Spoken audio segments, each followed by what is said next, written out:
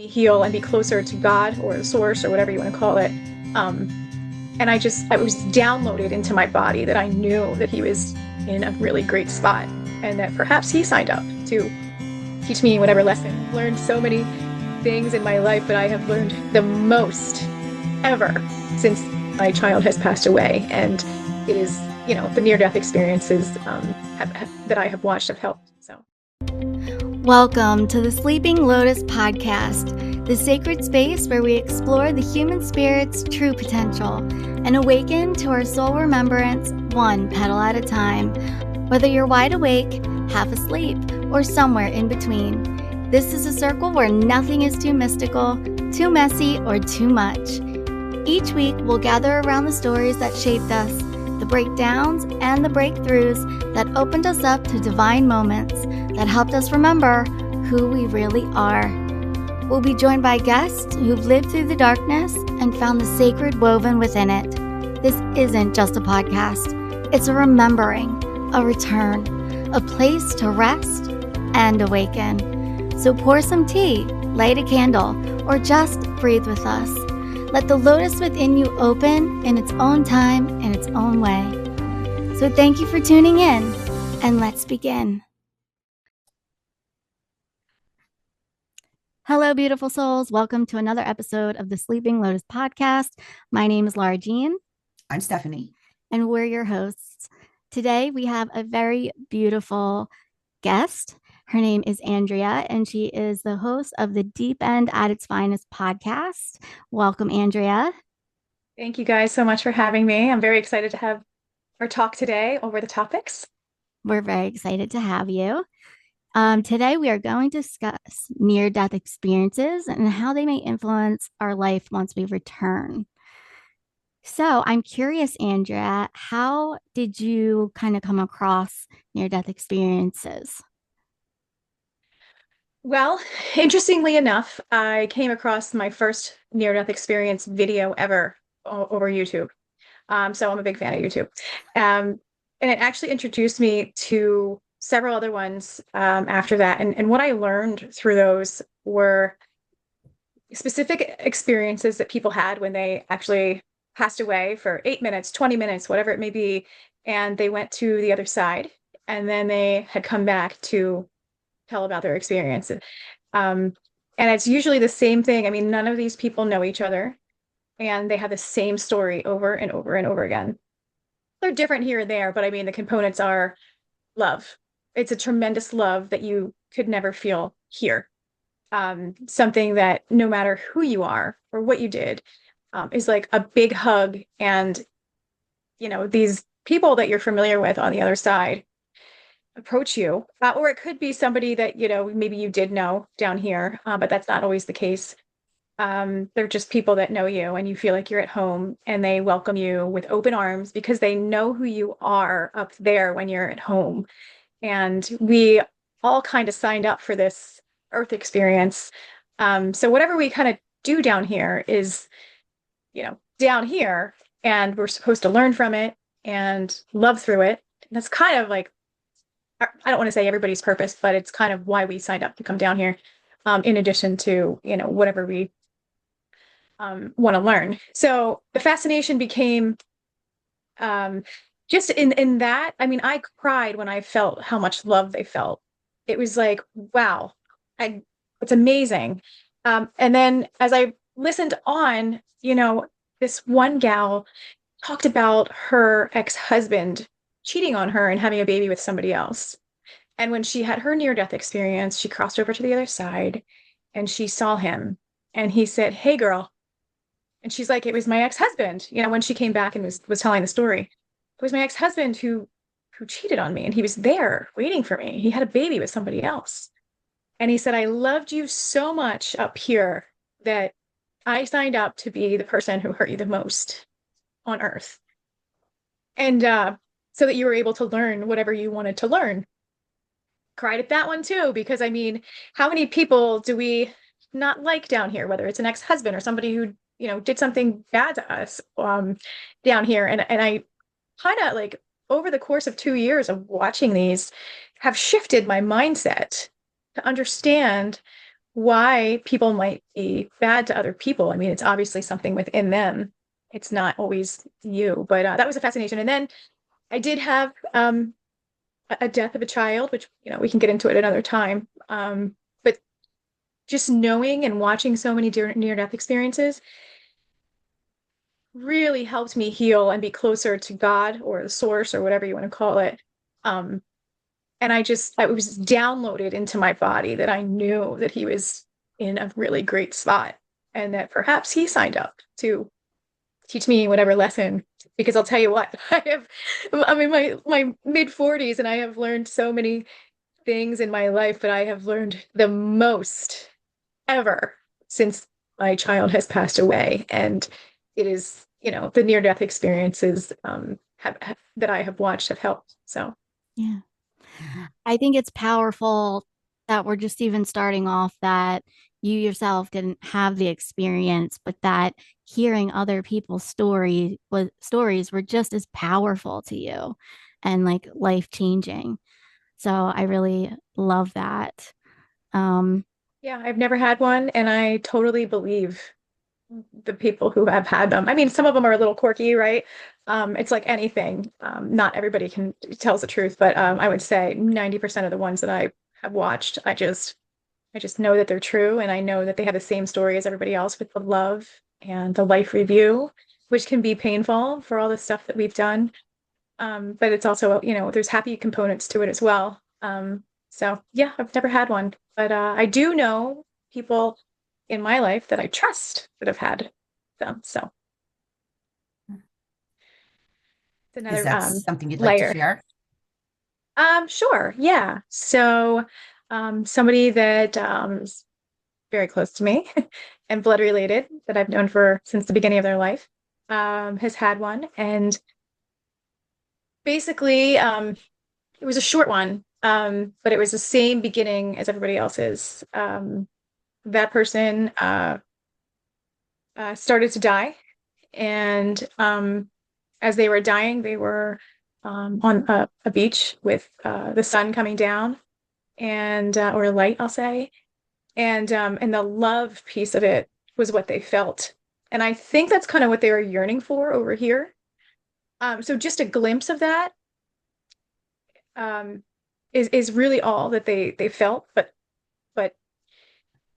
what they knew through that experience is I'll say it again, the love, which is something that we cannot feel down here. It is such a powerful love that think about the person that you love the most and you would do anything for them and, jump in front of a train or bullet or whatever it is, and you're like, cry about it because you're like, that's how much I love this person. This love that we feel on the other side is such a positive, big, beautiful butterfly hug that you could ever imagine. And if you ever did anything bad and you're like, oh my gosh, I'm so sorry, this love covers you and says it's okay. I understand why. It's okay. And by them just forgiving you and like just loving you through it, and you really truly feel it in your in your I'll say bones, but in your soul, is just the most special feeling that you could possibly feel. So after that person woke up and they immediately started to cry. And they cried so hard like they had never cried before. And it was, I believe, as I was listening to the story, two things. They actually felt the love on the other side, were like, oh my gosh, I'm worthy. And there is another side. And that source, God, light, is so powerful that I had no idea. And when you're over there too, you just kind of get downloaded. Like it's not like you have these conversations and you're this person with your body walking around, obviously, because your body stays here. But you definitely just are downloaded with information, and you just know. You just know. When you are out of your earth body, it's just your soul. You're in heaven. You just know. So I think that in itself is a peaceful, if anybody was concerned, peaceful aspect of it. So then, they're over here and they're transitioned back to this.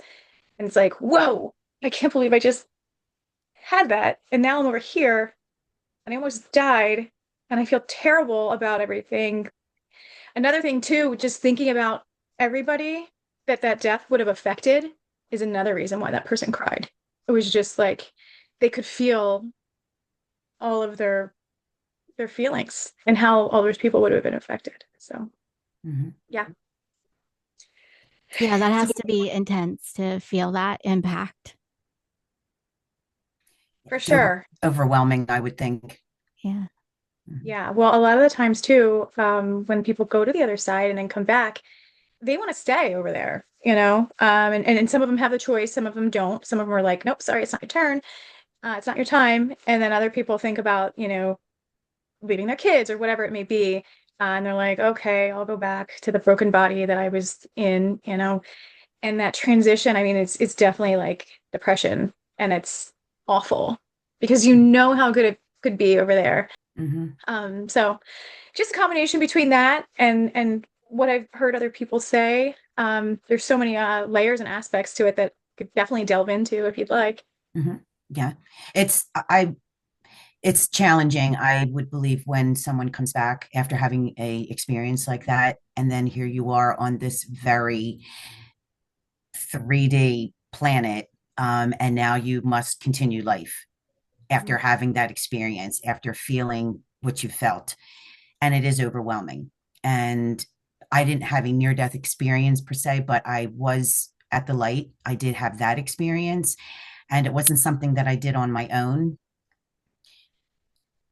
While there, I just remember it being more real than what I'm experiencing here in this physical body.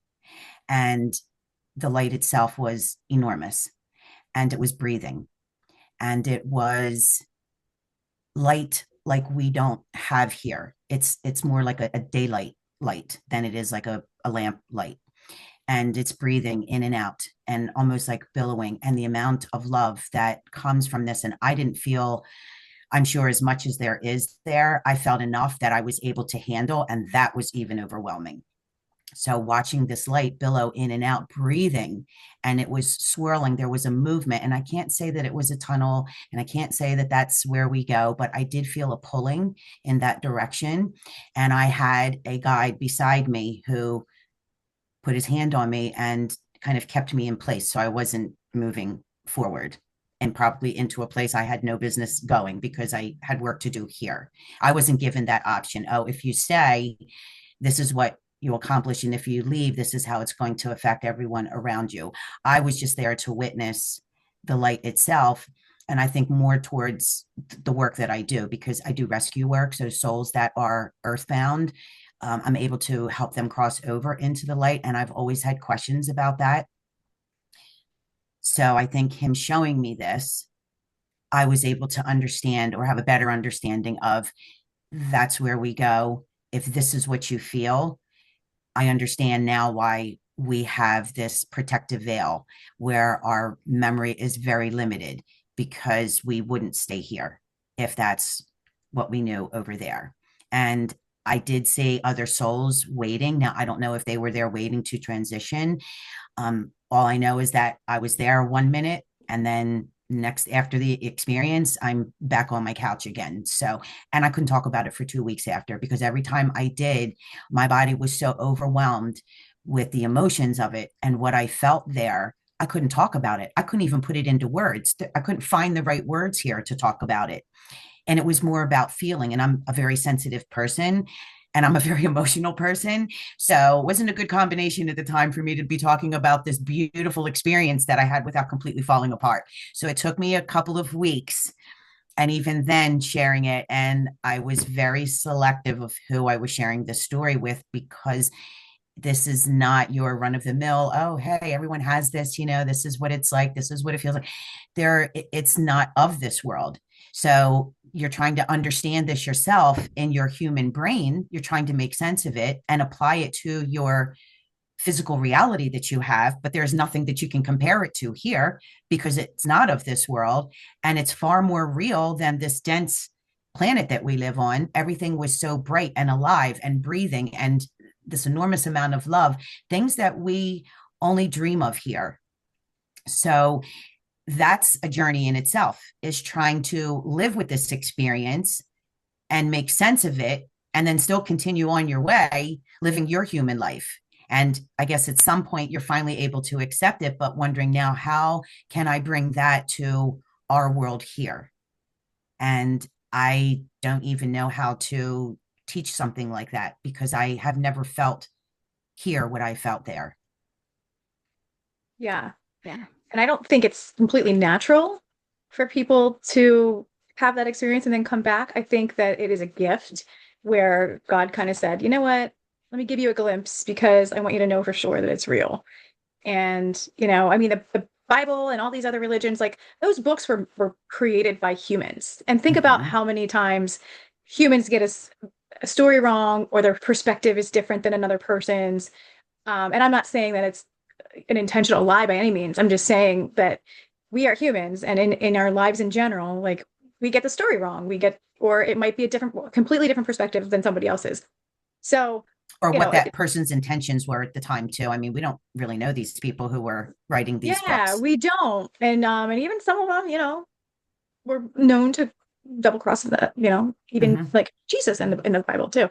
So just knowing that when people go, cross over, they have the same story, the love, the life review, and how painful it is with all the things that they did, and it's so painful. Sometimes they say they present it as like they're even judging themselves because it is so painful. And then they kind of see all the good stuff that they did too, and they can see how happy that this other person was made by an action that they created. And then, sometimes people do get to go through the light and they get to see that next, realm, I'll call it. And then, for them to come back is such a gift, whether they know it or not, because yes, it is depressing, but it's a gift for us, people who have not, like myself, ever experienced one. It's proof over and over and over again that everybody has the same story. Nobody knows each other. It's not, a cult or anything like that. Like it's truly their experience, and they're kind of shy to tell the story too, probably for two reasons, because they're like very shocked for themselves. What the heck just happened? Secondly, they're still trying to recover because let's be honest, life is hard. Life is so hard to begin with, and then to have to go through that and want to go back, it's got to be 10 times harder. Um, and then other people talk about too when they're on the other side, seeing all the other lives that they have lived. And I'm not talking about reincarnation because we know that's, it doesn't say reincarnation isn't real in the Bible. We're not recreating this body. I'm not coming back as Andrea. I'm not being reincarnated as being reincarnated as like somebody else. I'm coming back down into a different body to have a different experience with the same soul. So I do like that they actually acknowledge that they see other lives that they were in. Typically, they'll be in the same lives as the people that they were living with in this life, whether their son is now their father or, things kind of switch around a little bit. But yeah, I love that everybody has the same story. And it's just, for me, I like to say it's proof, we're a little bit closer to the truth of what happens when we cross over to the other side after we actually do die. Um, Now from there, I'm like, do we go to another body and have another life? I think we kind of sign up for that if that's something that we want to learn another lesson, or maybe we didn't learn all the lessons that we had and had learned that we anticipated when we were down here this life. But yeah, I know that I'll hand the floor back to you.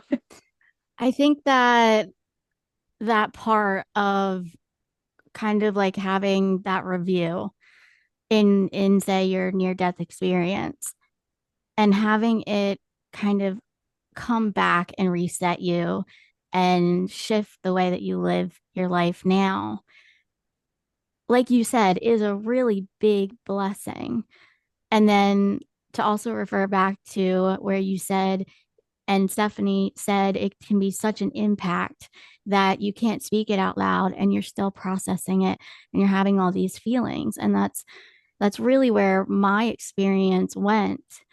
And it wasn't something that was a very long experience, and it's not something that I can give a step-by-step journey of like I know exactly when I lost consciousness and went outside of my body.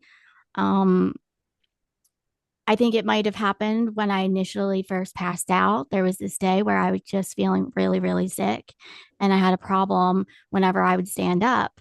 I would feel dizzy and I had like this really strange, like extreme thirst, but nothing could quench it. Um, and so I went to get up and I passed out. And somehow I ended up like a couple feet from where I remember being conscious. And that's when I was rushed to the hospital and they found out I was going into early organ failure. And again, when they sat me up for an x-ray, I was passing out. So in one of those moments, I believed it happened. And what I remember of it was as if I was in kind of like a bright lit room. And for some reason, I had a similar experience on Stephanie's table where it was almost like it was like a dome shaped room. And I could feel that bright light and that bright love. So I had already had a bit of an experience of that intense love that you can't get here. And then to feel it again and to experience that memory was really triggering for me because here I was on the medical bed. If you guys haven't listened to an episode prior, I've had chronic illness for 3 decades now, and it's called severe disability. And so there wasn't really a day where I don't go without a good amount of pain. And in this moment, I was laying on the bed completely out of pain, not an inch of pain in my body. And I was just so at peace. And at some moment, that's when I had that memory. And I call it a memory because that's how it's shown in my head of being in that bright, lit, dome shaped room. Someone was there. I want to say it was possibly my grandfather because he always wore flannels. And I could see someone with a flannel arm sitting next to me or standing next to me. And then it was as if I was looking out at this world into the medical room, seeing my sister and her husband. And I could feel their concern, but there was this detachment of if I were to go, everything would be okay. So then fast forward to go through that episode, which was very difficult physically, to then come back, there was this like existential crisis of how can I feel no pain and feel the love of being, on the other side, and then have to come back here and go through it all again. And it was hard. It was rough. I think I was in a depression about it. Um, it took me a while to talk about it as well. And I don't even really think I've talked a lot about it to many people. I think Steph was one of the first people that I've shared it to because I knew that was just that safe space to go to. And now I think in a similar way, like I had to see it to know that this life isn't the end. The suffering is for nothing. The lessons are for nothing. And this will somehow take me into the work that I'm going to do here.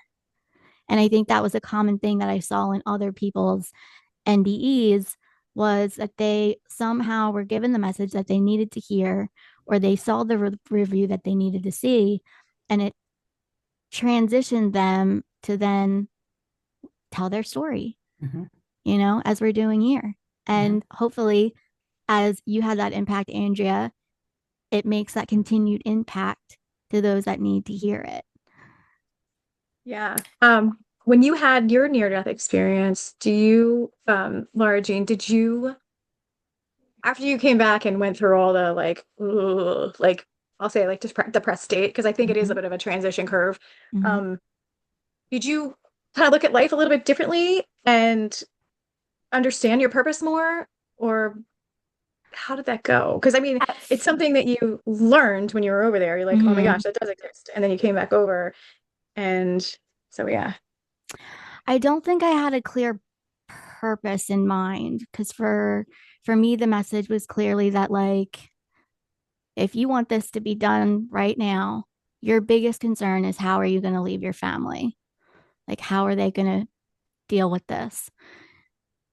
Um I don't feel like it was necessarily an exit point, but I think it could have been an exit point. And I just remember not wanting to close my eyes on that table because my blood pressure was so low. And the only reason why I was still here was because I'm tiny. Um, I just remember saying, not now, not right now, not this way. And so afterwards, the spiral was sort of I honestly, I think the spiral was the most important part. Like, yes, the message was extremely valuable because I have dealt with suicidal ideation throughout my lifetime. Um, but that spiral really took me into like one of my deepest part of my shadow. And that needed to be dealt with. And a lot of that was connected to family. There was a lot of anger afterwards because what people don't what people I don't think become aware of is when you're in the hospital and you're a chronically ill person, even though the hospital, like you're not getting sleep, sometimes you're not having the nicest people. When you are, it's so much easier on you. And then it's this very hard transition when you come home Mhm. because now everything, your self-care, everything, your nutrition, everything is on you. So there's no real like rest when you come home. And so that kind of spiraled into really struggling with like, how do they not see what I just went through? How do they not see that I just died or nearly died? And no one's showing up. No one's Mhm. visiting me. No one, like, we're not having a connection that's valuable while we're living in this moment. And so I had to work through that. And it took a good like 2 months to really move through that. And obviously, it's not their fault. I'm not putting blame on them, but Mhm. that's just some of the lessons that I know that are mine in this lifetime. Do you feel now looking back that maybe it was important that you did go solo there for a little bit so you could process the emotions and maybe do a little bit of self-reflecting and look back over you and maybe find a different meaning for your purpose here? Probably, I'm sure. I trust. I'll say that I trust that that was the best way to do it because, as we know, everybody has their own stuff that's very heavy in their Right. life, And there was no interference this and way. and that gets imprinted onto Hmm. you if you are in a vulnerable state. Hmm. And I definitely was. And so I would have loved to share that excitement of the other side and all of this.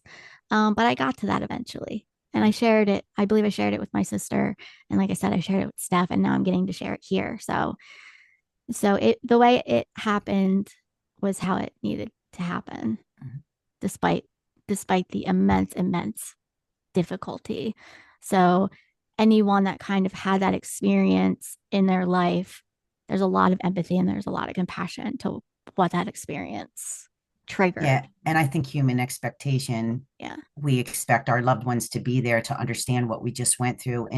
But in reality, they can't because they're not us. They didn't go through that experience. They can have an Right. idea, but they don't know, they really don't know what we went through. Right.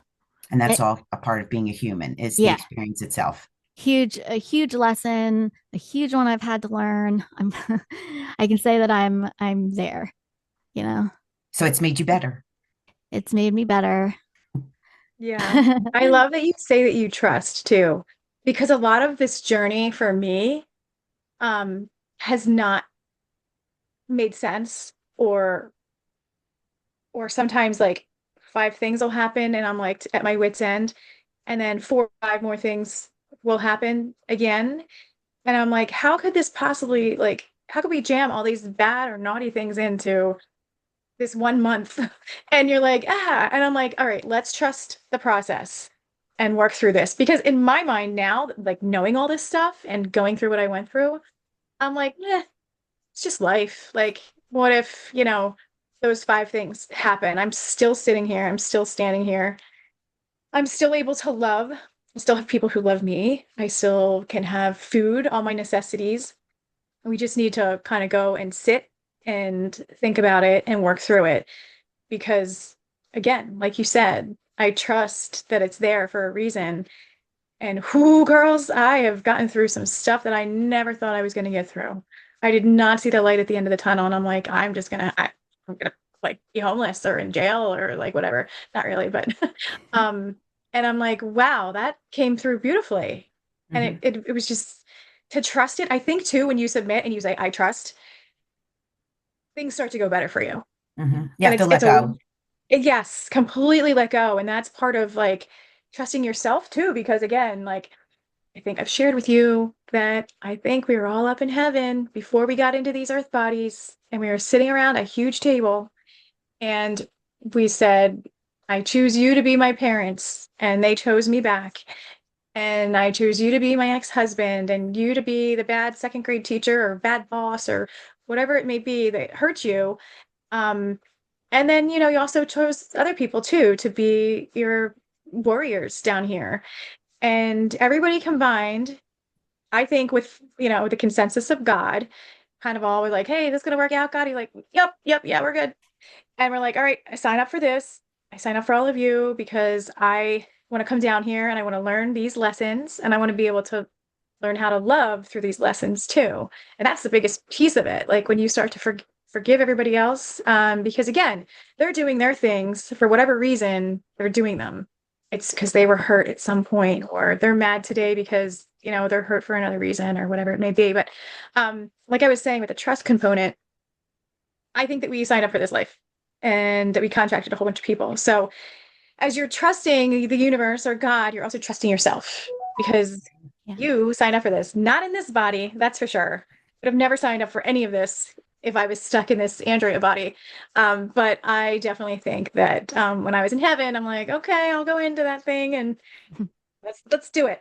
A thing. So it made sense up there, right? But Right. now I'm like, oh, shaking my Now head. it's like, what was Mhm. I thinking? Did Mhm. not read the fine print.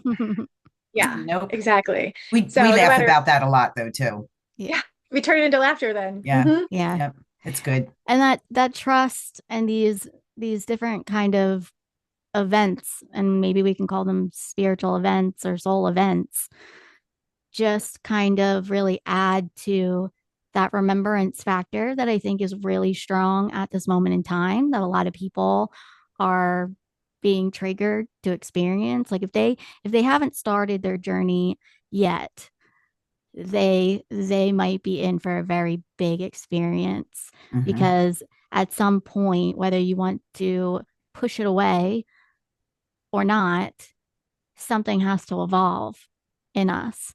And I feel like these moments weren't something that like I just experienced. It was something that I remembered. Like I remember being in another place where there's this huge amount of love and there's connection between people, or we can call it souls. Um, and that has made me feel a bit of that lacking here. But that's our job. That's like our job is to bring that love into this experience and Hmm. into the transformation of our Hmm. human story. And that's how we bring a little bit of heaven into earth. Mm-hmm. And the more we wake up and we remember, hopefully the more we'll start to tap into our true self. And that's the journey. It takes a lifetime. There's not really a finish line here. I mean, not that I'm aware of. And I think this is just a continuation of maybe other lifetimes that we've had here. And we're just kind of picking up where we left off. Maybe we put a little bit more on our plate this time around for whatever reason. Maybe there's some karma that we need to balance. And I don't think any of it is really bad. I think it's all an exchange of energy, and whether it's a positive or a negative, it's still contributing to the whole. And our participation here in this game of life, along with all the other souls, I think we're just contributing to this the collective, the consciousness of the planet itself. So it's kind of like where we're all going right now, because this is a great awakening that's taking place, and many of us are having challenging moments. And there's more to come, because we've known this for many years. The earth is also shifting herself. So we're just all moving along, and hopefully you kind of get out of your way and you really start paying attention and learn to be in that moment and listen, because your prayers are answered, your questions are answered, maybe not in the form you expect them to be. But again, has any of your life really been what you expected it to be? I know mine hasn't. So we have to kind of look for the bird that crosses your path, or I had an experience the other, can't think of it off the top of my head, but out of the blue, I was with my girlfriend in Sedona last week, and right in front of us there was a meteorite that just came down right in front of us. We saw the tail, the fireball tail. We saw all the color. I've never seen anything like that in my life. I've seen falling stars, shooting up in from the sky, but never anything like that. It was pretty close to the experience with the light. It was pretty close to that. We were in awe. I mean, we talked about it for hours and hours after that. It was just something that I consider, there was a gift. It was a message from the universe. I'm not exactly sure what it was, but I was paying attention because I just happened to turn around at that right moment. And I just happened to look to my right, and there it was. And it just came right in front of us. So it's things like that that once you're present and you're in that moment, these are the experiences that it's like your sorry, I just dropped my stone. These are your guiding messages along the way. They're kind of like your confirmations that you're where you're supposed to be. Keep going now. There's more, don't stop now. There's something waiting for you. You may not see it, but it's there. You just have to keep going, and you have to have faith, and you have to learn to get out of your way, and you have to trust your intuition even when everybody else around you thinks you've lost your mind, or you're talking nonsense. It doesn't apply to them because they've never had experiences like that, or for whatever reason, they're choosing to be closed-minded in this lifetime. I don't know. I don't even know what to say to people like that right now, because I don't know how you cannot see that there's something magnificent happening, and not everything is as it appears to be, as my guides told me a long time ago. So I think when you see these synchronicities and you learn to step into your power, and engage with these messages, there's magic. There's so much out there that we don't understand. So, and I love the fact that there's more of us coming together now and sharing these experiences. Yeah, for sure. Um, I love that you said like kind of living in the moment and actually seeing that there's more messages than you are realizing. Like just on that note, like through COVID, just trying to get out of the house, and I ended up spending more time with these birders. And I've walked through the forest, 1,000 times, and saw a bird here or there. But the gal who led it was really good, and she had said, "Just be still and look around." And we kind of, walk 5 feet and then look around and then walk 2 feet. It's very slow for me, and I'm like, this. Like I was probably somebody who didn't believe in this and was kind of like, haha, made fun of it at some point in my life. Um, and it was only because, sure, I could have been scared of it, right? I could have been whatever it may be. Somebody else was saying something about it. But as we did, we just sat there. I saw like 25 birds at least, and they were like 5 different species, and I couldn't believe it. I was like, wow. So it's kind of the same thing for me with my experience. I just, it's painful to stop and slow down life for a little bit. But then once you do, um, it's like, oh my gosh, this is exactly what they're talking about. It's kind of like my favorite quote. If you do something over and over and over again, your heart will follow. And on the note of not really truly believing in this whole spiritual thing at one point in my life, I would say that I grew up in a chaotic-ish divorced family, and my frustrations would get the best of me. And just, so what I started to do is handle things a little bit differently and think about them and stop and pause and kind of let it set in too, rather than freaking out and saying, I can't believe this is happening. And the problem was like, I mean, my parents would kind of take it because they probably loved me, and they're like, oh, it's okay, whatever, she can act like that. But as you get into the real world, you really can't. And so what I did was just kind of have a softer approach over and over and over again, and my heart has followed, and I think I'm completely healed of that. In the most sense, unless something really, like pisses me off, I'll say, where I'm like, wow, that was just like a shocker. But and that's few and far between. But I wanted to bring one more thing up. I don't know how much more time we have, and it was a near-death experience that I had watched. I wonder if we are like overly harsh and overly, and this is just a hypothetical, but I wonder if we make fun of, or we don't forgive, or we don't or we judge too harshly something in this life. I wonder if we have the opportunity to experience the other person's side in our other lives. I have heard similar kind of like past life stories where it seems to be kind of like the opposite experience of what they're experiencing in this life. And it will somehow teach them a lesson. And I remember coming across that information as well and being like, oh, well, I can't judge the person maybe that's in jail. I can't judge. And to be honest, I can't even judge the psychopathic person. What they signed up for, we have no idea that collective impact that it's making. And so I think there's like many levels to that idea that we plot what we've come here for. And we do take in account all the lives that we've lived, even the future lives, because it gets very quantum because, like over on the other side, it doesn't have time like we have time in the way that we think it. And so all these things are really kind of co occurring in a quantum field of our soul. And our soul's kind of what I tend to believe is kind of like able to split off and experience all these different kind of experiences. And so it definitely brought me like more compassion when I came across the same kind of info. And that's that, again, we're just going back to how are you bringing that love energy into this world and transmuting it to not only affect your soul, but to affect the collective. You know, listening to both of you, it reminds me of some of the readings I've done, and I've learned a lot from my guides and from those that have crossed over. They've explained a lot, and I've learned from them things that I wouldn't have, noticed myself. One thing that I do remember having a conversation about the, as we call them, older souls that are here. It's not so much that they're older, it's that they've had more life experiences. So in other words, they've been around the block a few times. And each time we choose to come back, even though we say, that's it, I'm never coming back again. Yes, you will. You'll come back because there's other experiences that you want to have. There's things that you want to do that you didn't get to do this time. And then there's some karmic balancing that's needed.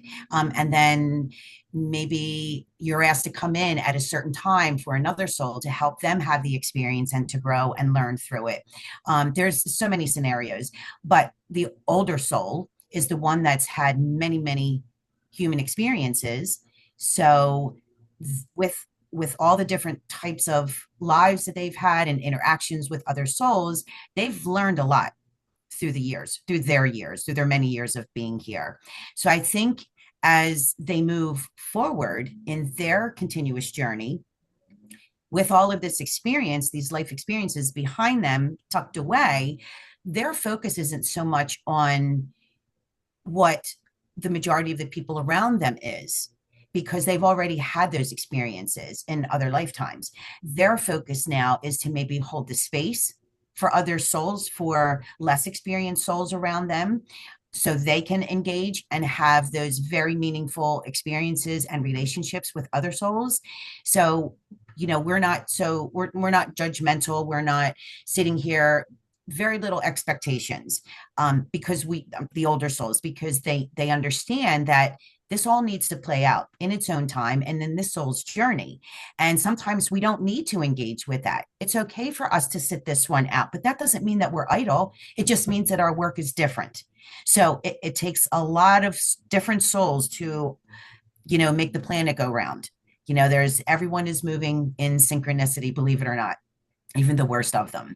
So, I that's my own feelings and my own interpretation for the past 30 years of readings that I've been doing and listening to what they have to say over there.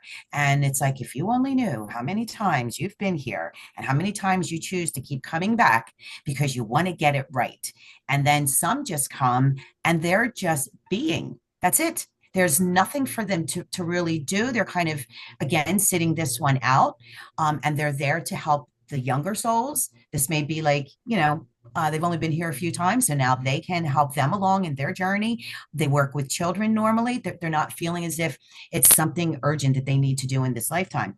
Their their so-called job is to just be with the younger souls and help them in their early years and know that they're creating stability and they're creating, that path of enlightenment for them in their own way. So there's so much. I mean, we could go on and on and on, the amount of stories to share and our own experiences. And I do hope, and I'm pretty sure as time goes on, Laura and I will be putting together more shows where, we can really like branch out, because that's the fun stuff to talk about too. Mhm. Yeah, Yeah. Yeah, 100%. very beautiful. Well, this has been a very, very great talk. I've loved hearing your experience, Andrea, and your thoughts on the matter of near-death experiences and the soul, and just knowing that there's this connection of love between these stories that you've come across, and similar to what Steph has shared and myself. So I want to thank you again for coming on as a guest, and I do hope that you will come on again. Would you be Thank you for open to having coming me. back on again?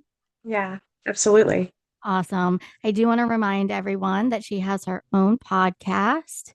We're going to link that link below so you can access that.